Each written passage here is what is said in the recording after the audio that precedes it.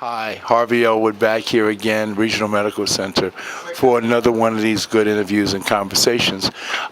We've got Miss Jada Hubbard. She's a health professional. She is the director of the Healthy Living Center. Yes, that's correct. Right? And you have 15 years of experience. Yes, I have 15 years. But my audience is looking at you. You say you have 15 years of experience. You look about 15 years old. How is that? Because I practice what I preach. I believe in living a healthy lifestyle. I exercise 5 to 6 times a week. I do aerobic activity, weight training, and I eat a pretty healthy and clean, balanced diet. With your lifestyle, how are you able to do that? You have, what do you work, 40 hours a week, is it? Yes, Okay. yes. It's actually about making it a habit. It's a choice every single day. And I plan my exercise routines just like I plan my day. I actually worked out at lunch today before this interview. So I make sure I have a workout bag and I make sure I make it happen every day. I don't let excuses and obstacles get in my way. And that's what we want to teach people at the Healthy Living Center, how to make this a lifestyle. Because it was once upon a time, not long ago, people lived to be 100. Or 95, 98, particularly in this region. But a lot of that, they say, was attributed to the amount of exercise that those people got. And the diet was a little better. So now that the food may not be as good, we have to add on just that much more exercise. Wouldn't you say so? I agree, and I think then too we got a lot more physical activity. We did a lot of things for ourselves. We had gardens. We, had farms in which we had farm animals. We didn't have a lot of the processed foods, and we didn't have a lot of the stress that we have now. When you say processed foods, tell our audience about processed foods. Tell us what processed foods are. Processed foods are anything that is not in their natural form or their natural state. It's going to be things that are convenience foods. We don't really work 40 hours anymore. We actually work 50 plus hours. And so it's, for a lot of people, it's a choice between feeding my family something and getting kids from daycare, getting them to, ball games or all of these other things in church functions. So they look for things that are relatively quick, luncheon meats, things that are in packages, chips, sodas, bad for you.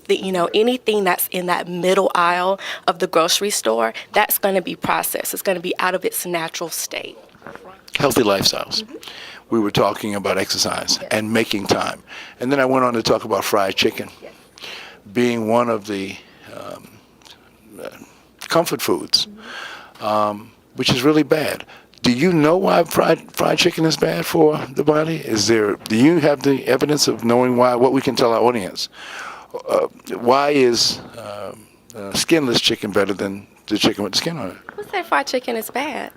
I don't know. I'm asking the question. I think one thing that we have to be careful of with people and foods is mislabeling things. I think that there are good, better, and best choices. And I think that there is a balance. And what we have to do is find a balance, and that's how you make a lifestyle choice a part of your everyday behavior. And an informed choice, I would imagine. And an informed choice. And so fried chicken is one of those things that I think you can enjoy every now and again. I don't think it's something that you should eat every day or every other day or 3 times a week, but it is something that you can enjoy. I don't think that it's something that you just have to totally swear off unless, a physician has told you that you cannot have any saturated fat, cholesterol, and those things.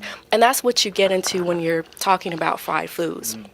Is they have a lot of saturated fat. It's all in the preparation. Do you put a lot of sodium and salt in those things? So if you're preparing foods at home, you have a little bit more control over it rather than going to KFC or going to a Popeyes, because those foods are going to be cooked in a lot of ingredients and seasoning and salt. And also the types of oils that you use. We know that they're oils that are better, Of course, your canola and your vegetable oils are going to be better than your shortenings and your lards. And so making some of those... You mean tell me lard is not good? Lard is not good. Well, I thought you said that. I thought you said there's better, there's worse, and there's...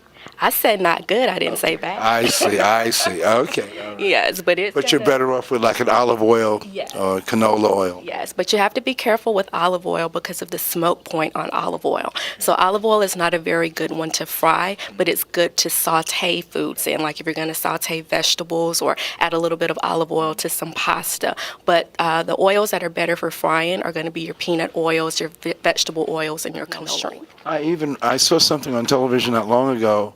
Actually, I think it might have been the morning news with Gayle King, CBS, where the doctor, they both lied on the ground, and they showed how difficult it was to get up from a laying position, and they described that if they couldn't do it, it meant that there was a lack of exercise on the part of the person. Yes. Well, what happens, there are different components of fitness. And when you think about fitness or you talk about fitness, there's the aerobic component, which we understand is how our heart and our lungs work together. There's the strength component, how easy you can lift something. And then there's the flexibility component. You know, can you bend over and reach your toes? Can you reach behind you? And if you're not stretching, if you're not doing weight-bearing exercise, those muscles tend to get tight, they tend to get weak, and that's why they probably couldn't get up off the floor. So if you're not practicing and using those muscles, there's something called muscle memory. You know, your muscle remembers what you do. I mean, our bodies are really smart and efficient organs. You know, I can tell you, and my audience can tell, we have the right person explaining to us this information because you are very versed.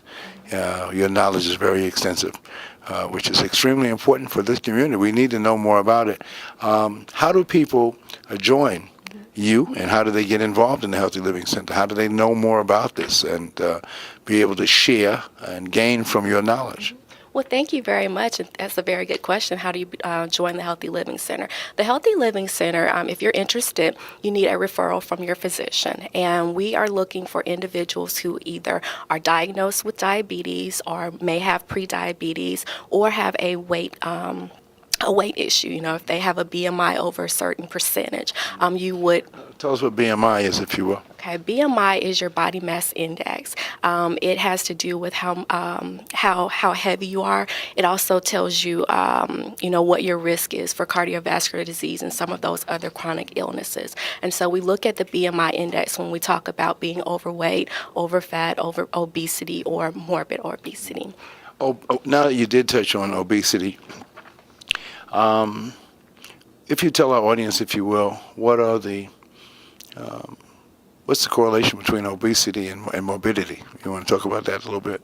There's actually a direct correlation between obesity and morbidity. We know that when you are carrying excess weight, that you are at risk for cardiovascular disease, you're at risk for diabetes, you're at risk for complications with your joints, such as arthritis. There are other things with obesity. You aren't able to move. A lot of people that are overweight are not able to get physical activity, and we know that these chronic diseases directly affect your quantity and quality of life. Will you be traveling throughout the community?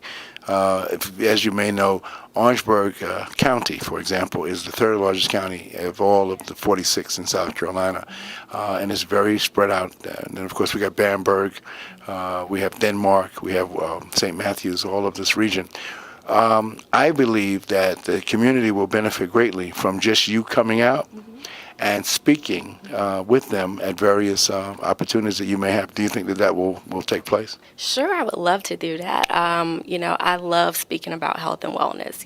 It really is a passion of mine, and I think I found my calling, when I discovered this in college, almost 20 years ago now. And passion is the word. And the reason I say that is because your passion comes through to our audience. Our audience right now recognizes that you're someone who's very serious about this, and that's the type of personality and the type of care and concern that will help them to also transform their lives as well.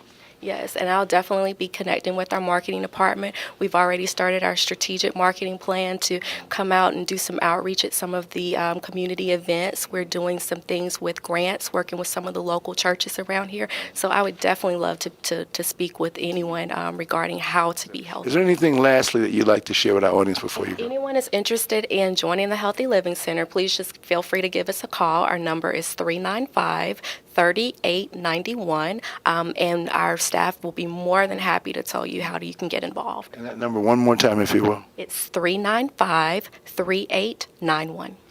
Ladies and gentlemen, Ms. Jada Hubbard, she's from the Regional Medical Center's Healthy Living Center. And I think people are just going to come to look at you, maybe take your picture, because you're so attractive. Thank you very much for being our guest, everyone. Thank you for being our guest, Ms. Hubbard. And thank you for tuning in to New Perspectives at 93.7 FM, the People Station.